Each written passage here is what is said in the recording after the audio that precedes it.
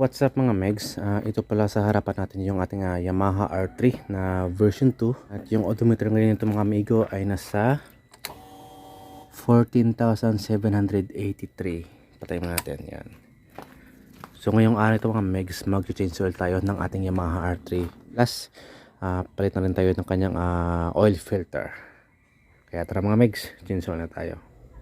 Ang specification ng langis ay 10W40, any brand, as long as mapagkakatiwalaan. Kung hindi ka papalit ng oil filter, 1.8 ang kailangan mo. Pero kung papalit ka ng oil filter, ay kailangan mo talaga ng tatlong bote ng langis dahil ang ilalagay mo dito ay 2.1 liter. At ito naman yung ating oil filter. Mas prefer ko mga amigo na doon kayo bumili sa Yamaha para genuine, trusted, hindi ka magkakaproblema. Alright! Mekos lang yan. Next, painitin ang makina bago i-drain ang langis.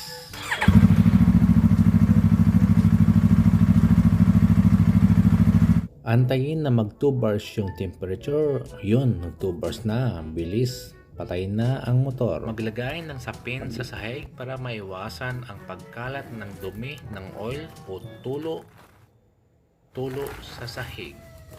Yun. Gumamit ng 12mm na socket range and then sige buksan mo yan, sige, kaya mo yan. Yun, matigas. Ulitin natin. Tanggalin ang salaan para makapurma ng maigi. Yan, sige, lagyan ng lakas. Sige, yun. Natamaan ang ating fairings.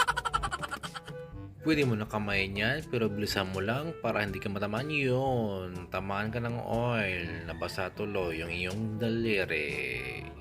Yan mga amigo, tumutulo na. Ubusin lang natin yan. Pero yung gusto ko, buksan nyo yung dito, yung nilalagyan natin ng ating oil para sumingaw, para mas mabilis lumabas yung oil na natitira. Right? Ito yung medyo mas mahirap mga amigo kapag kumuha tayo ng oil filter. Actually, first time ko mag-change oil ng Yamaha R3 natin. Kaya kapag may mali man ako nagawa dito, please comment down below. At least natuto tayo, diba? So ngayon, tanggalin natin yung oil filter.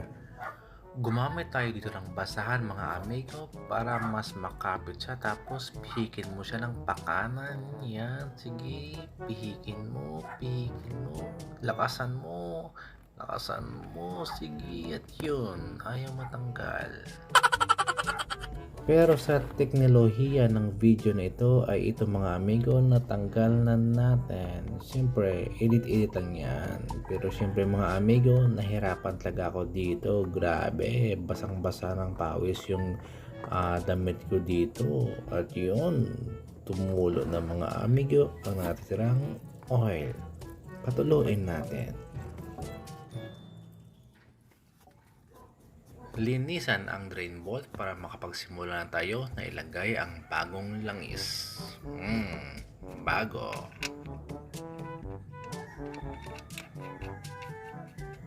Higpitan natin ito ng kasi higpit ng pagmamahal mo sa kanya para iwas tulo.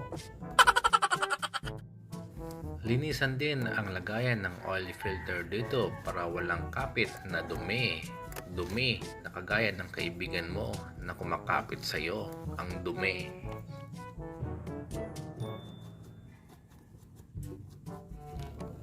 Lagyan ng oil ang ating oil filter. Hindi naman masyadong puno, yung sakto lang. Yun, okay na yan. Ito lang yung medyo challenging dito dahil yung filter natin ay may lamang oil, kaya naman dapat ikaw ay mabilis ka magpapasok ng butas dito. Sige, yun, may lumabas na oil tuloy. Yan, mamaya punasan natin yan. Ngayon, higpitan mo lang yung tama.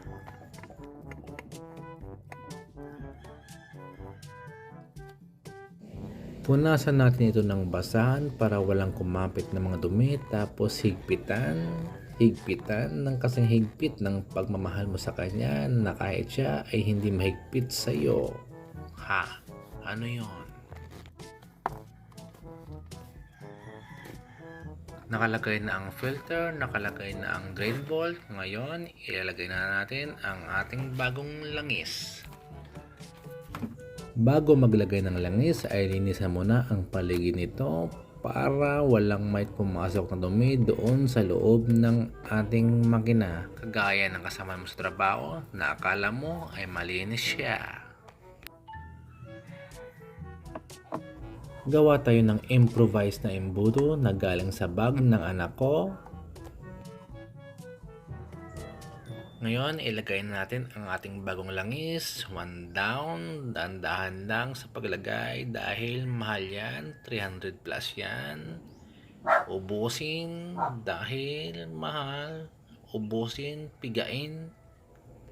2 down, yan. Sige, ilagay. Masarap masarap. Bago naman yung oil ng motor natin. Ratrata na to. Sana payagan ako ni Mrs. na kapag-rides ngayong 2024. At dahil 2.1 liter ang ilagay natin sa ating Yamaha R3, kaya ito mga amigo, tansyahan na lang. See, kulang pa. Lagyan mo pa ng konti. Konti pa. Huy, lagyan mo. Yon. Yan, sakto na yan. Takpan at paandarin.